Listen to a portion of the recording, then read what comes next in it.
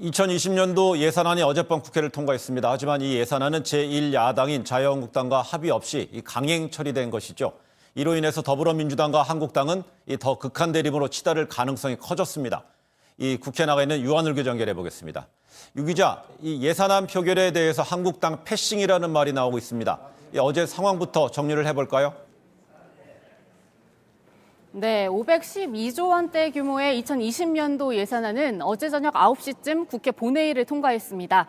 이 예산안은 한국당을 뺀 여야 4+1 협의체가 만든 수정안입니다. 여야는 어제 하루 종일 협상을 이어갔지만 감액 세부 항목에 대한 의견 차이를 좁히지 못했습니다. 결국 문희상 회장은 8시 반쯤 여야 협상을 위해 멈춰놨던 본회의를 열어 이 4+1안을 상정시켰고 한국당의 거센 항의 속에 이 안이 그대로 처리됐습니다. 찬성이 156표가 나왔는데 바로 이 4+1 협의체가 강하게 결속한 결과입니다. 한국당의 반발이 클 것 같습니다. 본회의장 안에서 농성을 이어가고 있습니까?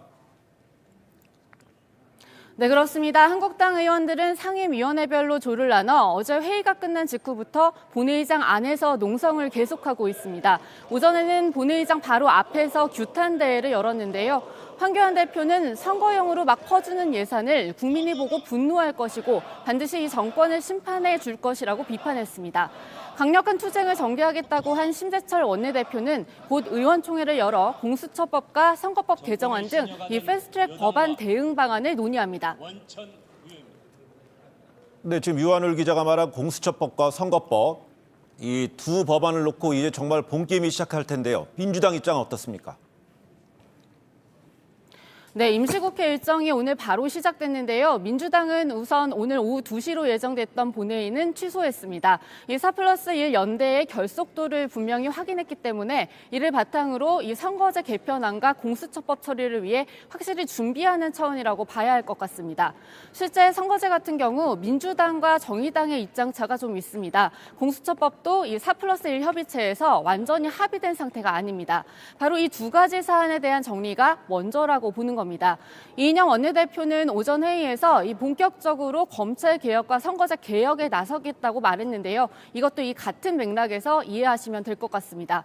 당장 민주당은 이틀 뒤인 13일 본회의를 열고 이 패스트트랙 법안과 유치원 3법 등 민생 법안을 한꺼번에 상정할 전망입니다. 그때까지 한국당과 협상의 문은 닫지 않겠다는 방침이지만 어제 예산안 처리로 극적인 합의 가능성은 더 낮아졌습니다. 일단 여당은 올해 안에 공수처법까지 처리하고 내년부터는 총선에 올인한다는 계획을 세우고 있는 것으로 보입니다. 지금까지 국회에서 JTBC 유한울입니다.